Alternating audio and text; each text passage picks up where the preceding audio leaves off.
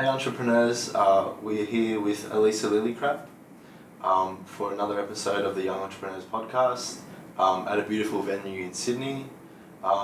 So Elisa is the co-founder of Logieq and is currently working with Microsoft. So Elisa, because this is the Entrepreneurs Podcast, do you mind taking us back a little bit into where you first started getting interested in entrepreneurship and what was that process kind of like?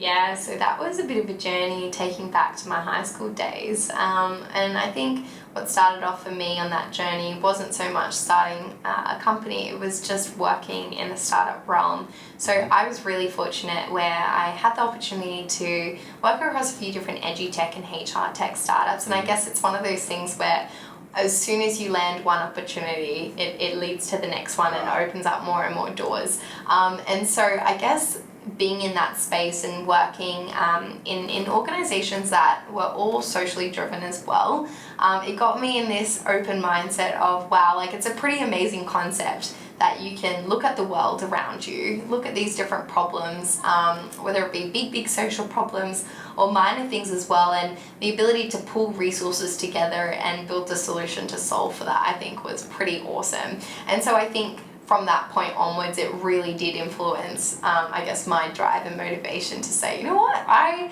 really want to learn how to go about this process. I want to experience it, right? Sure. And so I was very lucky where, I think it was after graduating high school, not too long after, I was always on the lookout for different things. I was going to different events. I was trying to absorb as much as I could from other people. And I guess that's what led to me meeting my first co-founder for the very first company that I ended up getting involved in. And I think the motivation as well, to summarize there, was around more so it being a really a learning process that I really wanted to just dive into. It wasn't so much going in with the objective of, you know what, I want to build a company that's, got a $1 billion valuation and stuff like that. And so I think that was what really catalyzed everything. And I remember thinking to myself, like, here's an opportunity, here's someone with some really great industry expertise. And the startup was in the travel industry. It was something that I love to do as a personal interest. But I think as well, the learning from that too is there's a difference between something that you might do as a hobby or personal interest versus you really care about the problem and it's something that you are quite attached to. And so I think, through that process and stuff, that went on for about a year and a half, and from that, I guess at the start of it, I remember thinking like, I really want to find an excuse to get in front of people, to pick up the phone and just cold call different individuals and stuff, waltz up and be able to just practice the art of selling, practice the art of building some nice growth marketing strategies or whatever, running experiments here and there, getting in front of investors just for the sake of it, right? Sure. And so it's a bit of a different, I think, motivation to what most people would get involved for that reason. And I think because I was so young, I was 17 at the time, for me, it was, I just want to get exposure and I just want to learn, because at the end of the day, you don't know what you want until you explore these different options, right? So I think that was what became the start of the entrepreneurial journey, and everything kind of grew from that. So I guess a lot of our viewers of the young entrepreneurs, they might be last couple of years of high school, thinking about uni. So it seems like you kind of knew, correct me if I'm wrong, but you kind of knew that you wanted to get out there and experience certain things, but you didn't know exactly where it was. Yeah. Or was it more once you got a little bit of taste of it with that startup, then it kind of built from that? I think it was a bit of both. So I think it's one of those things where in the back of your mind, you always got to understand that you're never going to know what you want until you try every little thing. But that's virtually impossible, right? Yeah. And so, of course, in that process and with that mindset, if you come across something that you enjoy, you'd keep on doing it, right? But that's not to say that you should let that be your tunnel vision and let that stop you from trying other things. In this case, I was very lucky where the first thing that I tried became something that I loved the community, I loved the notion of it, I loved the work that you could do from that. And so I guess in that sense, it was, you keep that open mindset of I just want to explore. I'm still going to keep open to other things, but I definitely know that this is something I enjoy and something that I'll always go back to. And in that particular instance, for me, it was the problem of connecting with people, being able to really focus on, I think, the employment side of things, young people in particular, and driving equality in that space where we're able to make opportunities more accessible for them. I know even in my personal life, I found it very frustrating and I'd get extremely angry at the lovely injustices of the world, and which we can't solve everything. But for me, it was, the fact that people from different backgrounds and circumstances, how is it that they're not given the same rights and opportunities that other people may? And so for me, I felt like I've always been in a really good position, and there's a reason for that. And the reason is because it's to help other people and create those cascading effects and stuff. So I guess for me, it's one of those things where I know that if I go down the startup journey, that might be something I start with, but I almost feel like I'll end with that problem, whether it's in startup space, whether it's in, a different environment in corporate world, whatever it may be. I think there'll always need to be a touch point there.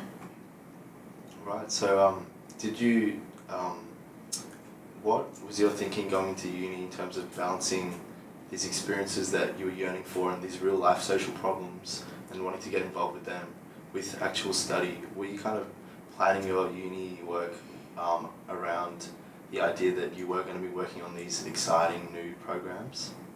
Definitely. I remember before I applied for uni and I applied for my degree, I really went, okay, for me, what is the value in this experience? For me, it wasn't the degree, it wasn't the piece of paper, although that is a formal certification, and I think it was really just the overall experience connecting with other people from different backgrounds. You're talking about people who, are really interested in engineering and science, and some really great minds there with professors as well. And I think overall, university provides a really great resource hub and a connector to all of these amazing opportunities in that one place. And so for me, I was like, do you know what? I would rather spend my time working on these projects and working in real life and building those skills. And the backwards thinking there was, okay, that means that I need to restrict the time that I spend on my university work because I'd rather put more time towards this. And so I chose a degree where I thought, I had a strong interest in Bachelor of Commerce. I always loved business, but an example is I did not pick more than a 3-year degree for that very reason of, well, I just want to limit the time. It's within my strengths, and so what's something that I can manage simultaneously, where I can still do relatively well at university with very minimal effort and time investment, I guess. So that was a very intentional decision. Right. Well, it's interesting you talk about the other components of uni and what you gain more so than just inside the classroom. We are at a point in time where the unis are starting to begin and many kids are out there reveling at YEC. So what were some of your best experiences from first year uni when you were first starting to get a taste of what it was like balancing and also doing other projects? I think I'll throw this question back to you. So would you say that it's in terms of university-specific experiences or more broadly? Well, so obviously you kind of had some interest and you knew where you wanted to go to a certain degree in terms of these problems.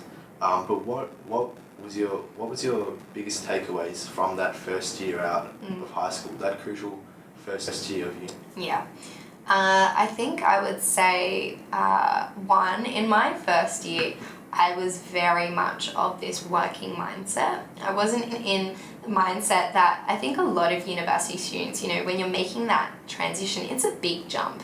It's a very big jump going from high school to university. Although in hindsight, I will argue it is just going from one bubble to a slightly, relatively bigger bubble until you get into the real world and that bubble is finally burst.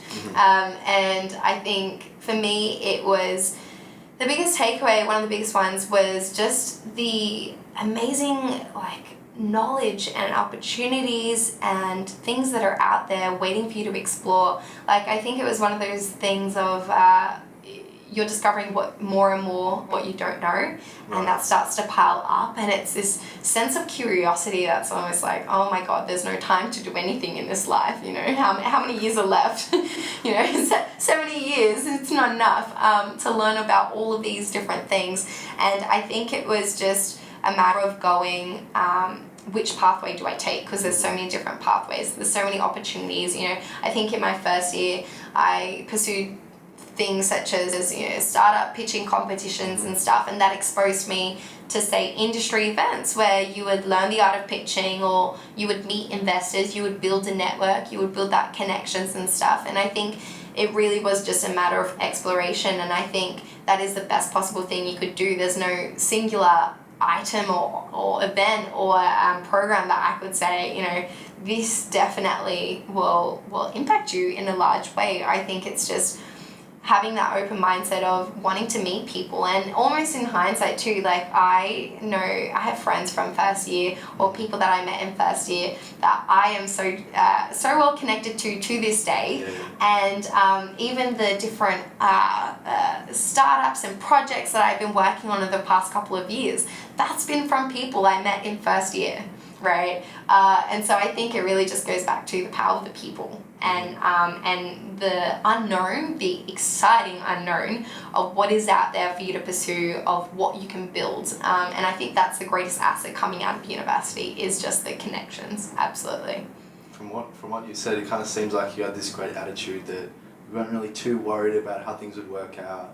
You're more kind of like organically seeing things as they come. Yeah. You kind of agree with that? Definitely. I think especially in like COVID era and post-COVID world, everything's so uncertain. We can't predict every little thing, and it's one of those things where even for myself, that's a very hardcore futuristic planner. It's now transitioned to more, we just need to appreciate the present and take it day by day, because at the end of the day, I don't know what will happen in 10, 5 years even. Your preferences may change. You may meet someone that changes your life, right? And you just don't know what will come. And that was absolutely the case for me with a lot of the different things that came about in my second year as well that followed that first year. And it was almost like I set the foundations in first year. Right. And second year was capitalizing on what I built from first year. So you made a great point there about being in the present, taking things as they come. Can you take us to that moment when you were first getting the ideas for your company, Logieq? Because that seems to be what all the rave is about. It's about getting that first idea. You know, some people might say being struck with a hunch or being struck by genius. Can you remember those first very initial days when the idea was starting to come for you? Yeah, so I think in the case of Logieq, it was fairly intentional. So I wouldn't say the direct problem that Logieq solves, ended up trying to solve, is the same one that I guess I initially pursued in the early days. But I think to start off with your point about it being about the idea, I think a lot of the time you have to have the expectation that it's going to change, it's going to evolve. Even generally speaking, the problem should not be changing too much, but I think for me it was going back to the point that I made earlier. I always knew that I'd really want to go back to how can we level the playing field with a lot of different things for young people, whether that's in an education sense or whether that's in an employment sense. And so I remember it was about, actually this was in my first year, in about October or so, I got a phone call from someone I had met at a startup pitch competition earlier that year, and who became my co-founder for Logieq. And it was about a pitch competition, an accelerator program that was running across the world, and it's called the Whole Prize Foundation. And what that was is they work with the United Nations, and they determine this problem set, and they get student groups across the world to try to solve that. And the challenge set for that year was youth unemployment. And naturally, when I saw it, I was like, I can't not pursue it. You know, it's almost like a calling. And so I guess from there, things kind of took off. And I remember, you know, spending quite a few late nights in the office, you know, brainstorming, whiteboarding to solve that problem of how do we break this down? Like, what is youth unemployment? Where are we focusing? How does that vary market to market? And so I remember being in a lot of moments of just, you know, brain block, where do we go? This solution doesn't work. Let's take it a step back. And I think in the end, what really worked was just focusing on the problem, because there's a lot of unknowns. And then I think taking from that process, being able to just go out and talk to people and be like, hey, is this with a potential user, right? That may be experiencing that problem set. In this case, it was young people, university students, you know, not getting employed after their graduate applications and whatnot.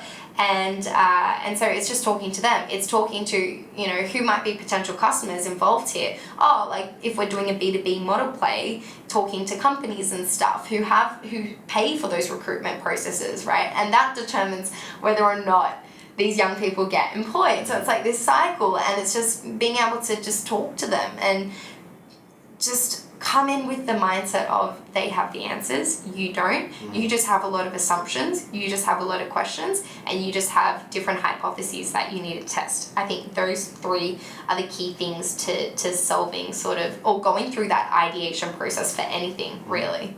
Would you say that focusing on the problem at the very early stages is the best way to kind of get more validation and get the startup going? Yeah, definitely. Like, I think they say for solution, it's 20% of the problem. Right, okay. Right, in your early stages, 80% is focusing on the problem, because what happens is you're going to change a lot of things in the early days, because you're yet to validate things, you're yet to test it out. And so all you can focus on is really deeply understanding the problem, because what happens there is when you need to translate that to customers or users, your job is to communicate that problem so well that they go, yep, that is me, I am on board, you have emotionally convinced me, all right, so what's your product?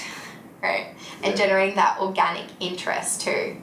So I would definitely say if you can break it down, focus, get specific as well, because there's a lot of big problems out there. Even the smaller ones, it's going, okay, this problem might vary for different audience segments and different groups and stuff like that. Or this problem varies country to country. It's like what I said, like unemployment in Western markets, in US, in Australia, in the UK is a very different situation to unemployment in India or Indonesia or underdeveloped countries. You're solving completely different problems, yet the bigger cloud is unemployment, right? So it's just getting deeper and deeper and deeper to identify, okay, what's feasible and what's something that we want to solve for. So we've got the idea, we've got the problems, and then when you were first getting out there and getting involved, like you said, talking to people, what were the first steps that you did take? Was it directly emailing or talking to employers, or was it speaking to the people who couldn't get jobs? Can you get us into that let us know about some of that process? Yeah, so it was absolutely both. I remember doing way too many interviews with, I thought recruiters were the people that I needed to speak to. Turns out they weren't the right people to speak to, or they just weren't as relevant for what we were trying to do. But again, they were a part of that process. And in the early days, I remember it was a lot of cold outreach through LinkedIn. So building up a bit of a lead list, target hit list of let's go and stalk this recruiter from this company and that company, and let's send them a message. If that doesn't pull through, let's try to find their email address somewhere and try to send an email that way. And we did start off, one of the smarter moves that I think everyone should do is just start off with your second degree connections, your first degree and your second degree. So it's going, okay, who do I know? Who can introduce me to who as well? And looking at that chain, because that's when you start to expand it out. And it's the same thing for when you aren't just validating things, but also onboarding customers. Like a lot of startups get their initial traction, initial growth just through their own direct network or someone introducing them to someone or their product. So that was the employer side. LinkedIn was our best friend on the student side, it was very beneficial where, our whole team was studying at university. Mm-hmm. So, it could be something as simple as just asking friends. It could be something as simple as going up to the library and going, oh, looks like you're just drinking coffee. Do you have a spare 5 minutes to just answer this one question for me, right? And then it opens up the conversation. And I think it's one of those things where it's not just a process you have to have at the start. It's an ongoing thing that you constantly need to have and get that feedback loop going, because all the time everything's going to change, and the second that you don't listen, which is one of the mistakes that I made earlier mm-hmm. in the first startup, which was just not listening enough, not talking to them enough as you build the product, as you build the idea. What was some of the, like a more personal question, what were some of the emotions associated with you going out, stalking people on LinkedIn, speaking to people who are sleeping in the libraries? Was there ever any doubt that maybe this might not work, or was it always kind of, you see there's a problem, there's an opportunity, and you just kind of spurred on and ambitious in that way? Yeah, too many times did I go, is this going to work? I don't know, but let's just see where it goes. Oh, okay. And that was the dialogue that would go through my mind. And I was really lucky where, I wasn't a sole founder. I had my co-founder, my team, and so you would always kind of go to them and we would always discuss and be like, did you feel off in that meeting, or do you feel like, what do you feel about this idea, this vision that we have? And I think you're always going to have those loops, like no matter what, those up and downs. It's just a matter of going, at this point in time, what's my opportunity cost? Mm-hmm. Am I learning? Am I building new skills? Am I, making progress in some sort of lens? I think the tangible strategy for that as well is it's very easy to get caught up in, we don't have straight revenue coming through, but that isn't always the objective, right? If you're a young person that just wants to expose yourself to the startup world, there's nothing wrong with starting something and not having the objective of, I want to make as much money as I can. It might be just something as simple as like, let's just build a community. Let's get some interest, let's get some users and stuff. And so, I think there were way too many times where I went, oh my goodness, I don't know if this is going to go anywhere. But do you know what? It's enjoying the process, and it's going, okay, there's some quantitative and qualitative metrics that I can almost set as mini milestones. And if I hit that, I'll be happy. So for example, it might be something like, if I, and I hated this, by the way, I don't like to feel like I'm stalking someone or harassing them. That's how I feel when I reach out to someone, like, oh my God, I don't want to offend you. Like, I feel really bad for following up on my last message that you didn't respond to, but I really want to get your interest in this product, right? And I think in Australia especially, we have the whole tall poppy syndrome and the whole mindset of people don't like to be sold to. But so a milestone on that could be something like, call up 30 people a day. That's it for a week, and see where you get. Obviously you have the return scale kind of depleting after that. But the point being is you can set those mini targets that you can just have small moments of feeling proud as well. So. Alright, so you've got these little goals that keep you going, and before you mentioned that in your first startup you saw the importance of listening and kind of actually listening to your customer. What were the other big takeaways from your first startup that you applied to your second startup that maybe some of the people listening could find as useful knowledge? I think it's to not underestimate the power of your intention, your motivation, and your team. Like, your team is everything.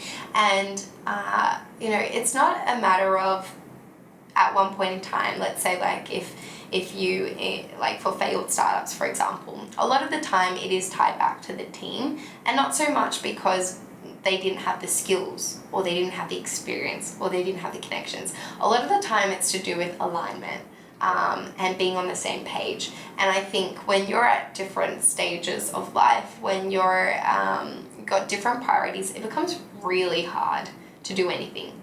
because a lot of the time you need a bit of momentum and you need that push and you need to leverage that momentum to get to the next step, right? And so the second you're not aligned, it becomes very difficult to do anything, because then it becomes, different people have different weighted priorities, they've got different workloads, and now one person is doing more than the other, and then it shifts and so, and then the commitment isn't there, even, we're not able to organize meetings as soon as we can.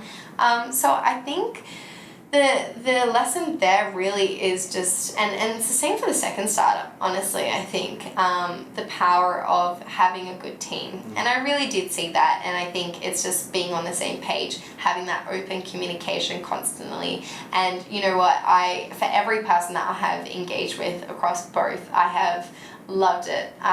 They're all wonderful people, and I think it's one of those things where it's just making sure that you're constantly transparent, not only with the other person, but also with yourself, with where you think things are going. And it's almost like, I think a lot of the time, like a lot of projects, everyone gets strung along, and no one's ready to call it out and say, okay, I think it's reached its lifetime value. I think it's reached its end, and I think it's time to move on to the next thing in life. And that's the thing, it's one of those, it's very easy to start, it's very difficult to end, and know when to end and recognize that it is time to the next adventure. So how would you recommend some of the young entrepreneurs listening to get on the same page? Is it late night chats? Is it going out for drinks with the team? What are some of the ways or is it just being honest with each other? What are some of the ways that you would recommend small teams and teams of young entrepreneurs getting aligned with each other?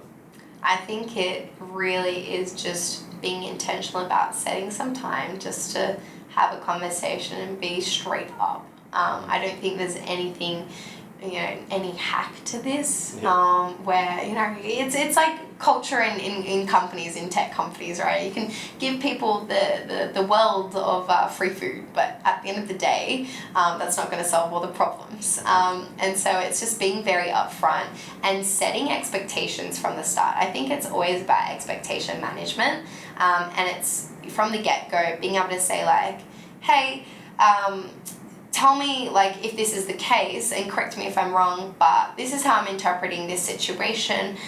This is how I feel where I'm at. I'm curious, like, where do you think you're at with these things? How do you picture where this is going and stuff? Like, let's have these regular check-ins. And it could be something as simple as you set up that process of every single Friday, 20 minutes in the morning and stuff. We have like a call about, not about work, not about any tasks, but just about checking in with each other, like on a relationship and personal level, to say like, hey, you're in a marriage together, right? so that is your personal time to be like, hey, these are the concerns that I found this coming week, or I'm feeling really good, or I'm feeling not so great about this. Let's chat and take it from there. So you can absolutely set those little processes up to encourage that more organic conversation and honesty, but it's up to you at the end of the day to bring it up if you're feeling it inside. So you made the little comment about like it being a relationship and marriage. So do you see it very similar to an actual relationship you may have with a partner or a friend, or is it kind of a different dynamic to get used to? Because like balancing the personal with the kind of professional. I think it is definitely still a bit different, but it is very much the same.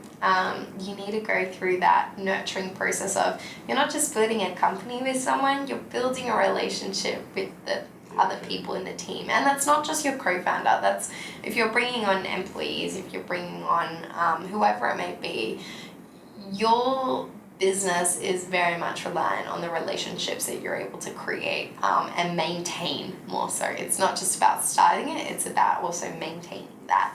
And I think, if I was to draw a specific comparison between personal relationship and professional, in a co-founder relationship, you end up spending time absolutely for both sides of things. So it's the same in that regard. You end up talking a lot about, here are the problems, here are some concerns that I have and stuff. And you celebrate the wins, absolutely. in terms of differences, like aside from it being the content and aside from the work, like things such as expectations management, again, that's the same thing in your personal life, right? And what's interesting, I think, is resentment, which is something that can very easily be built up in both personal relationship and co-founder relationship. And it kind of goes back to the example I gave you, which is if both parties aren't on the same page and one has more commitments than the other or spending less time here, there, the person who has to put in more time is naturally going to feel resentful, right? And you've got to address it. You've got to take it by the hand and go, okay, well, it's time to realign. Something needs to give way here, right? Whether that's you take one of the priorities to bump the priority of the company up further, or let's communicate expectations and let me take a step down type of thing. Obviously, you can't do that in a personal relationship. You can't just step down. But yeah, like I think at the end of the day, it comes down to just communication and being very transparent with your expectations. So you've got your idea, you're focused on your problems, you're starting to get these leads, and then you're being transparent with your team. Then what kind of actions go into making those first steps in terms of getting your first sales and really taking it, a sense, like real for the first time? You've been working on this idea and then actually getting sales. What's that like in that first initial process where you realize we're actually making sales, we're actually a legitimate up and running company?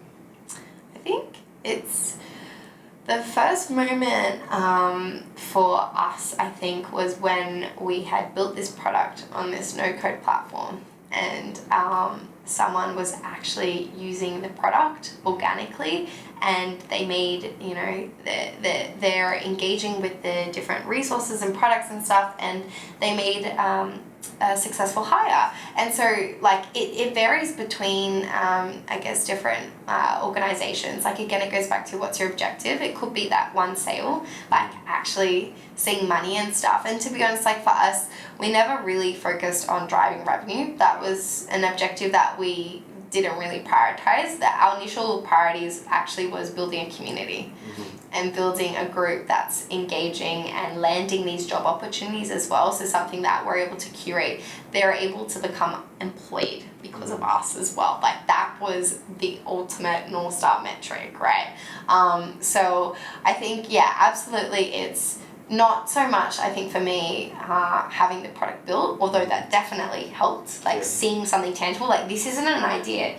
This is something that I can demo and show customers and get it out there. And I think the very big, like, oh wow, like this is really cool, is organic traction. Right, so you didn't persuade individually, like, hey, like seriously, like try this out. You didn't force anyone. This person that you may not even know indirectly has come on board and referred someone else. And so I think that was another moment of when we had a group that actually said, you know, we love this so much.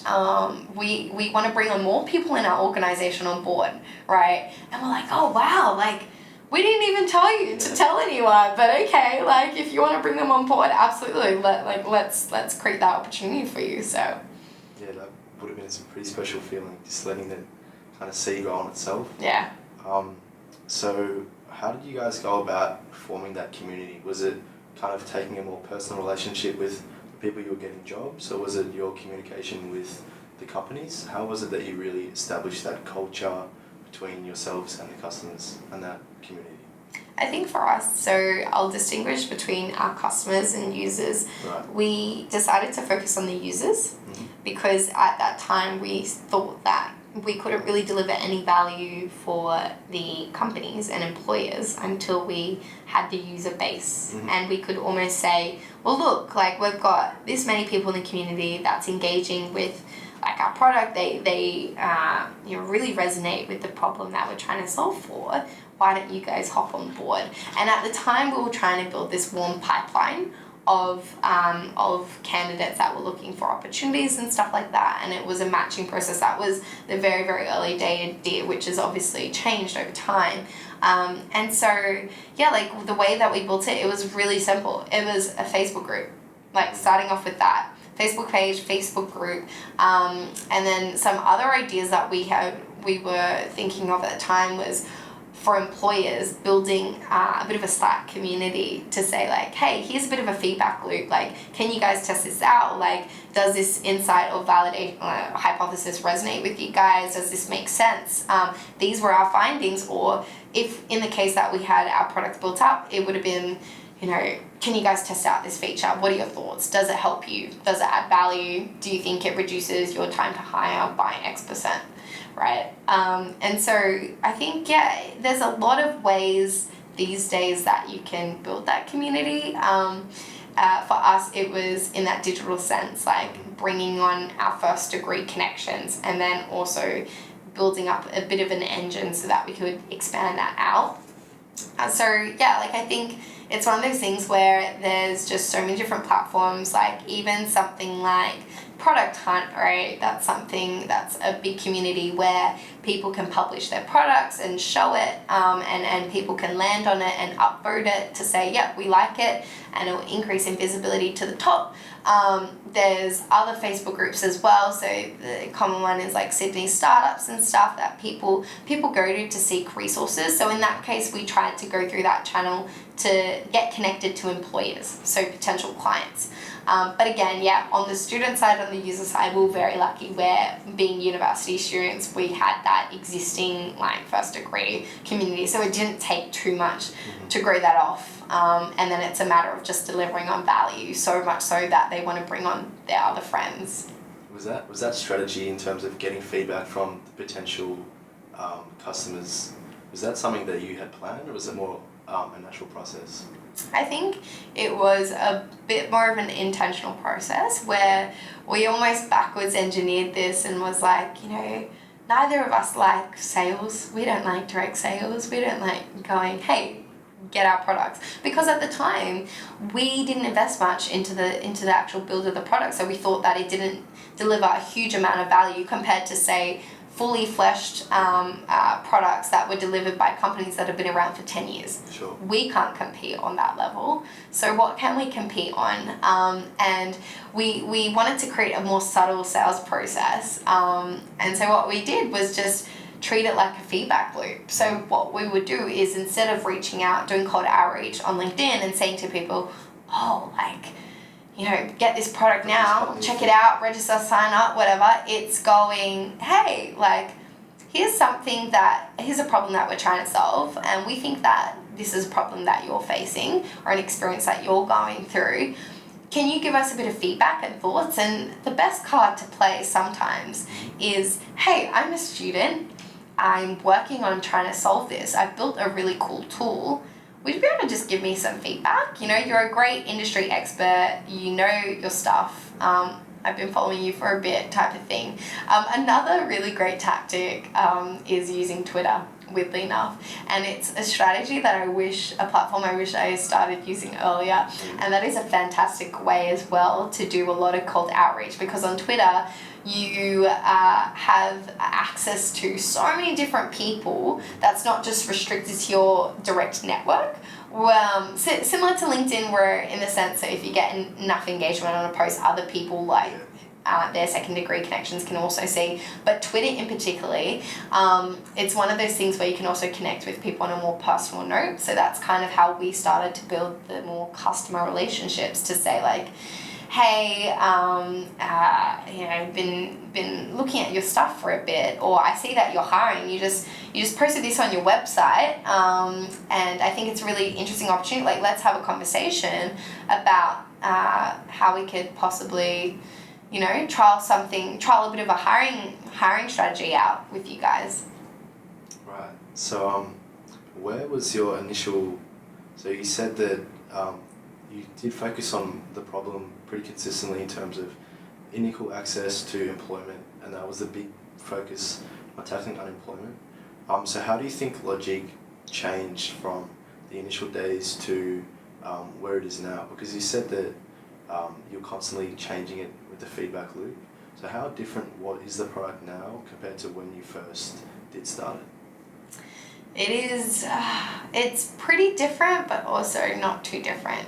Okay. So I think the broader problem of youth unemployment and the vision of why I personally got involved as well, where it's, being able to level that playing field, that's remained the same and the constant always. And I think it has to be that case, right? Because that's what drew you to it initially. That's always been something that I've wanted to build upon. That was my why for getting involved, right?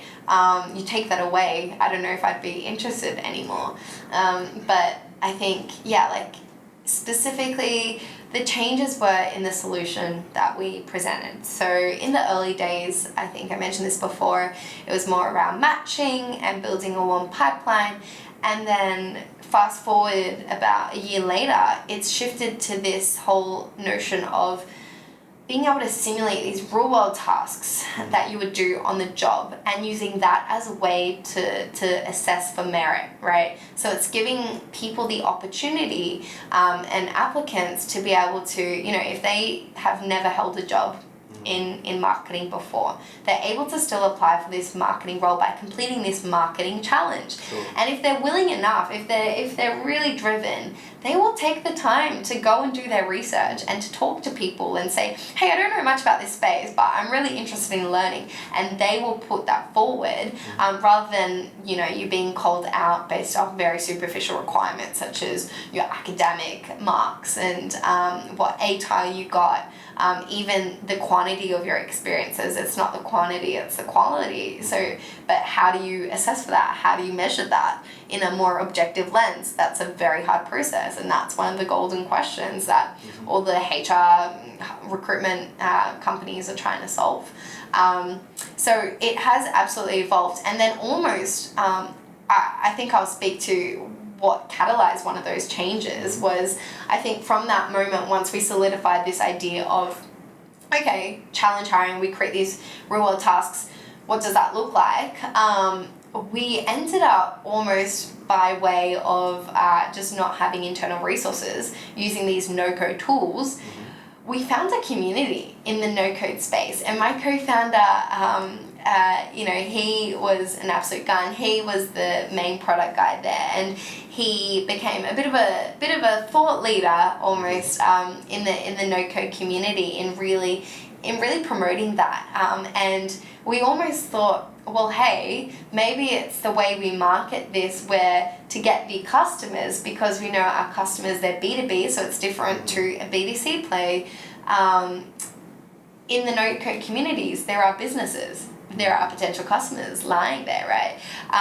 And so we're like, okay, how can we adjust our language and how we promote this company and shift the value proposition almost? And it was, we started talking in terms of, look at this cool no-code hiring. We started coining these concepts and terms and getting really creative and fun with it. And so in that sense as well, it changed on that level. So it was the product level and solution level that fundamentally shifted. Our problem focus as well also shifted in the sense that it became a lot narrower, which is what you want. You don't want to be tackling everything, right? Starting from youth unemployment, there's 1,000,001 problems below that. And so, we started to get very intentional about the segment, the customers, the user demographics that we're trying to onboard and engage. Did you ever face any significant problems not having that technical knowledge of coding? You might have thought it's a bit boring. You hear people saying, you got to learn to code, but never actually doing it yourself. Did you ever see any significant obstacles, or do you think you were able to get around it through things like no code and other things? I think in the early days, no code stuff tools only blew up in past year and a half or two, right. And I think before that, there was a lot of big emphasis on the importance of coding. For me personally, I don't have a tech background, and I definitely found that a bit of a barrier in the sense of I couldn't just jump in and build. It took a lot it took longer, it was more effort to just understand certain concepts, even to speak in dev language, like just communicating, hey, and getting on contractors or freelancers to be like, hey, can you build this out? And at the end of the day, they always say, you know, if they get it wrong, it's on you because you briefed them in the wrong way. And if you don't know their language, it is very hard to brief them and to also keep on track as to what they're doing is making progress and stuff. So I think that was the initial challenge, but over time, and especially these days, it's one of those things where, again, opportunity cost, like, would you rather be spending all the time to now learn from scratch how to code when at the end of the day, you're probably not going to be the best at it? There's probably going to be 1 million people that are more efficient, they're faster, they're cleaner with their code. You never know. That is true, right? And I think you should definitely try, but if you're like constantly finding blocks and stuff and you're just finding it's not really in line with your strengths, which for me it was, like, I just felt like I'd rather be spending my time elsewhere, because greater impact could be driven that way versus me learning to code and stuff, right? And then that's where the power of no-code tools come in. And by force, by the fact that I wasn't a coder, it forced me and my co-founder to think, and my co-founder was non-technical too, it forced us to go, how do we build a product and validate it, right? Because you don't have the in-house tech capabilities, you don't just go into solution mode and go, oh my God, it's time to build out everything, right? It sort of forces you to go, okay, we need to be very intentional about what we want to create here. And it's a constant conversation of, okay, I think this feature will be helpful, but let's test it out, right? If we think it's valuable, it doesn't really matter, right? We're not our own customers. We need to talk to our customers. And then it's like, if they say, yeah, no, this is super, super useful, I am using it week on week, then you kind of go, all right, let's engage an external person to actually build this out, and go from there. So you think having that time actually had some advantages? Yes. Right. It forces you to prioritize what's important because you can't build everything. If you were the best coder in the world, you would just want to build all sorts of cool features. Yeah. But what you realize is with every feature, you know, are you really solving the problem? And if not, which is a lot of the cases, you can over-engineer stuff, then, you know, it's a waste of time. You just lost that time where you could be spent on actually talking to customers. So you've given us some insights into kind of what you enjoy in terms of tackling this problem with unemployment. Where can you see in kind of a longer term focus, what would kind of your dream career look like? Are there any components or aspects that you would wish to continue in the future? I think it's one of those things where everything's so uncertain, and for me, during career, I would say aspects would absolutely sticking by somewhere in the tech space, whether that's you know, working at a tech startup or working in a larger tech organization, which is the case at the moment. I think always having that connection because there's so much power in it. And for me, I've never been someone that wants to be on the ground in terms of building it out and looking at the back end. I think it's always at a high level looking at like the scope of what's available and how can we connect the dots between this technology and this industry and this market and this problem. So for me, that would be one aspect. And then the second aspect would just be connecting with people. I think for me, especially, I always love just being able to understand them, build on their problems and challenges that they're facing, and then strategize and come up with different ways that's really creative and out of box to solve for that, I guess. And so I love this motion of experimentation and never kind of having to stick to one thing and that's the be all end all for the next 10 years. I think when you bring tech into the conversation, everything is very, you know, question mark, right?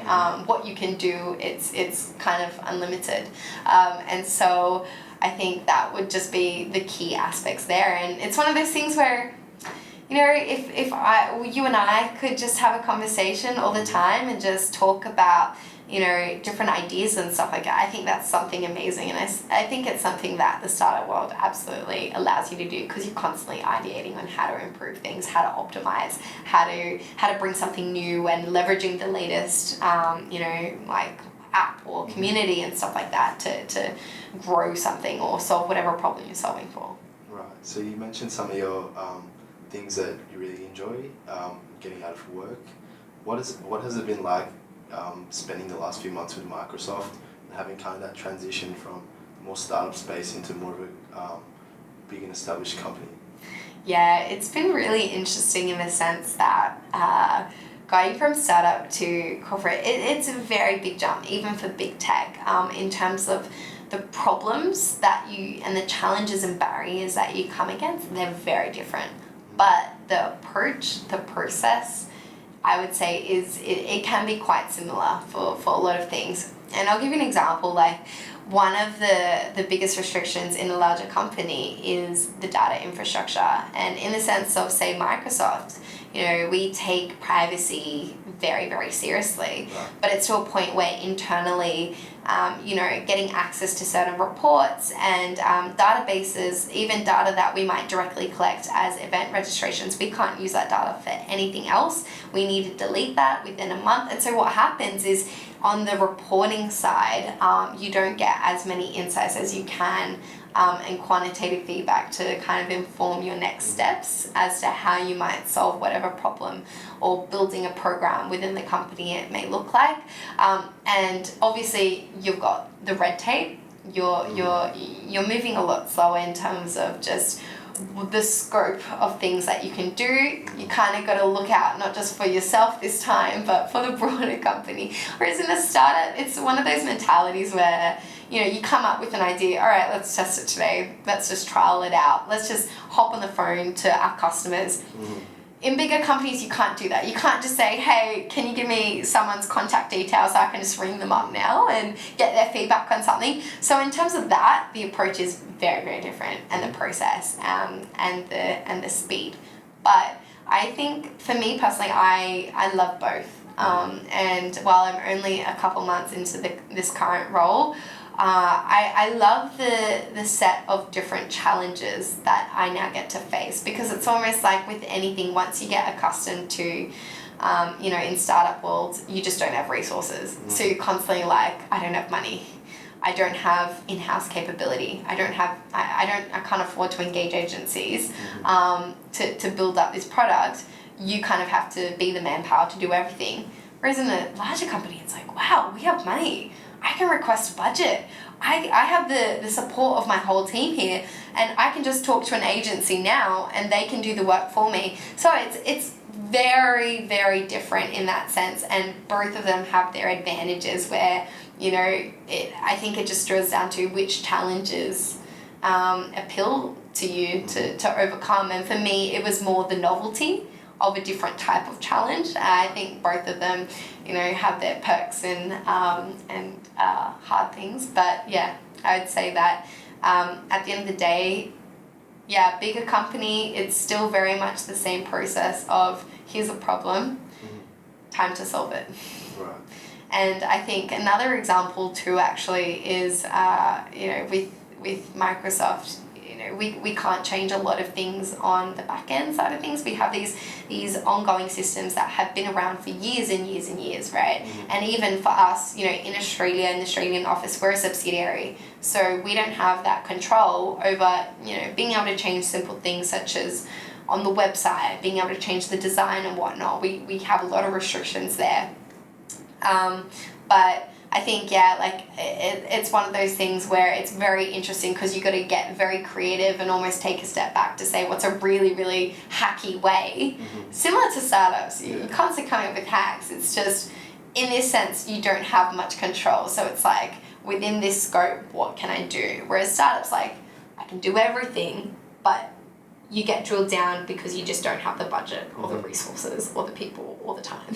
So there's definitely some balances, pros and cons, as you said, but how would you describe the differences between, or similarities between, teamwork in the startup space compared to more corporate?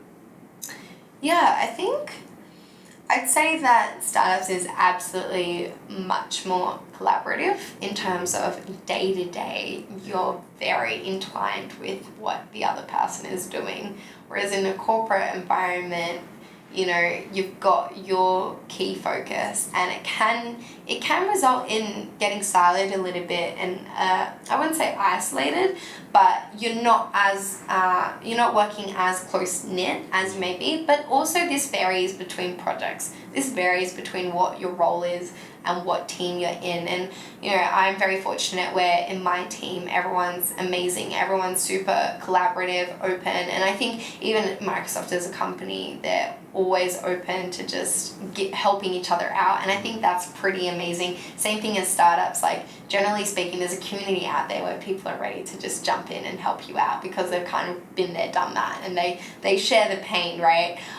So I think in that sense, yeah, like it is easy to feel alone at times, and almost like, this is my core focus. And I think in perhaps other corporate organizations, this might be the case where,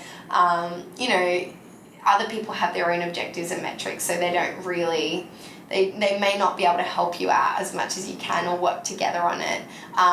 But yeah, I'd say otherwise it really is what you make of it, and really is dependent on the projects and stuff that you're working on. And I'm very fortunate where I am in a good boat with my team, and I'm able to work close-knit with a few people on certain projects. Yeah, that's good. So now that you've seen kind of both sides of it, what general advice would you give to the entrepreneurs watching at home in terms of career and general mindset and approach, just day-to-day and their lives?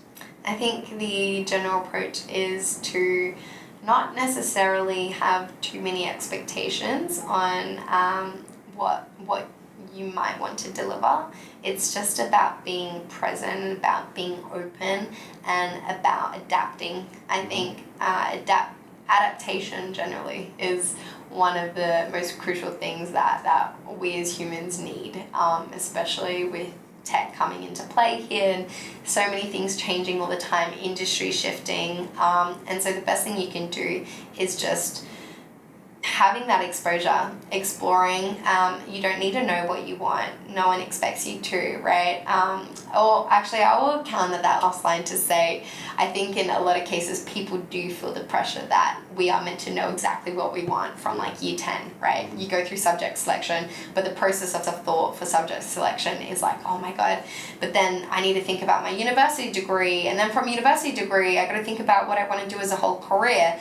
And I think at the end of the day, you've just got to keep exploring, staying open-minded to not just different opportunities, but also meeting people, like getting out there, putting yourself out there, being bold. If you don't put yourself out there, these opportunities won't often or not come by, because often the best ones are those that aren't published publicly. The best ones aren't on some notice board.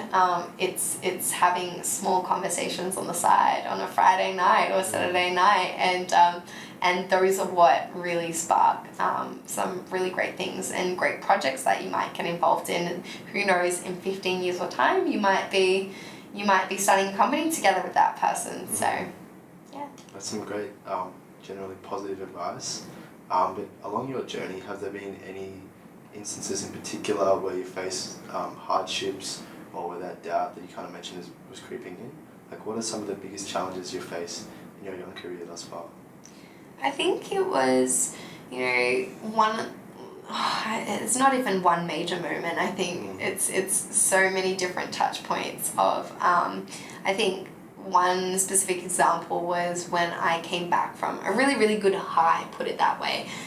This was when my teammates and I, we had gone to a few different countries. We had traveled overseas. We did this program in London. We got flown to New York, like living the dream, right? All paid for. we can't really complain. Doesn't get better than that. But I think when I came back home, and that whole year I had basically no income.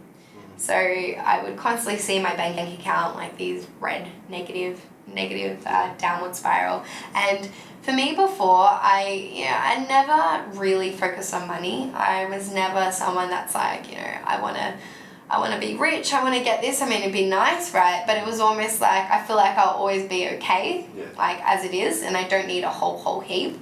And so up until that point, I thought, it's fine. You hear stories about people not working and working on their startups for a while.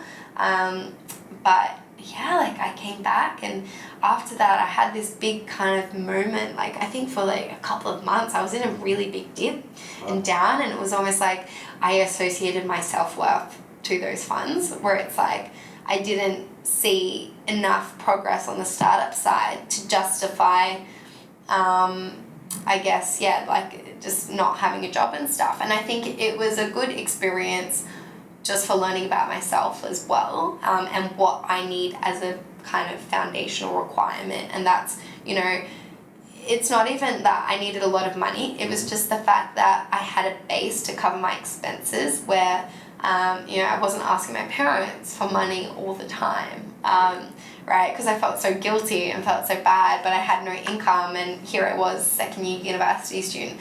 And so, and for me personally, that was just the case. For other people, that may not be. I mean, my co-founder, he was a whole different story. He was amazing. He, went on for a while just going, I can sacrifice these different things, right? Because I really just want to pursue this vision. And I think that's absolutely incredible. And I think there's nothing right or wrong about either situation. It's just about knowing what you need, and knowing about what will fuel you forward to the next step. So, yeah. I'm sure the audience at home is definitely taking a lot of good advice that you've been giving out about staying present, and also about the journey. And thanks for opening up there about some of the times that may have been less glamorous. I guess everything would probably be less glamorous compared to getting flown around New York. Big drop. What are some of the passing remarks, or is there anything else you'd want to let the audience know or share with them about your experience, or any advice before we wrap up?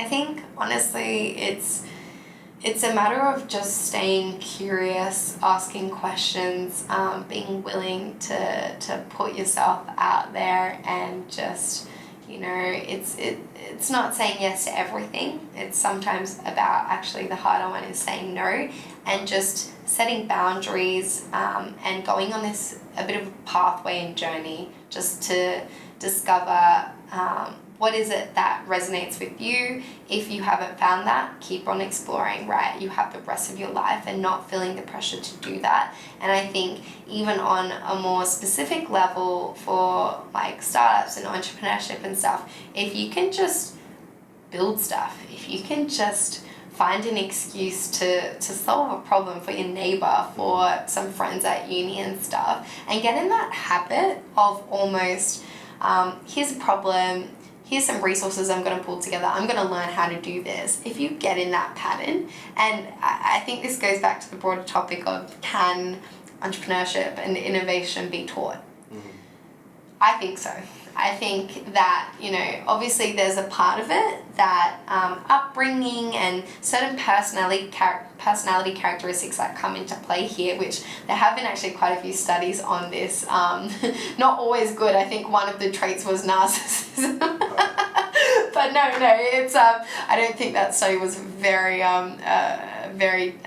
reliable one. But so I think it's just a matter of going, how can I build this habit of taking a problem and just training my brain and thoughts to be able to ideate and go deep and ask certain questions. I mean, even in, say, industries like consulting, right? Consultants are trained to go off on information that they didn't know existed, right? They just need to know what questions to ask, and to ask the right people that would have those answers to. Same thing in startup world. Too many uncertainties.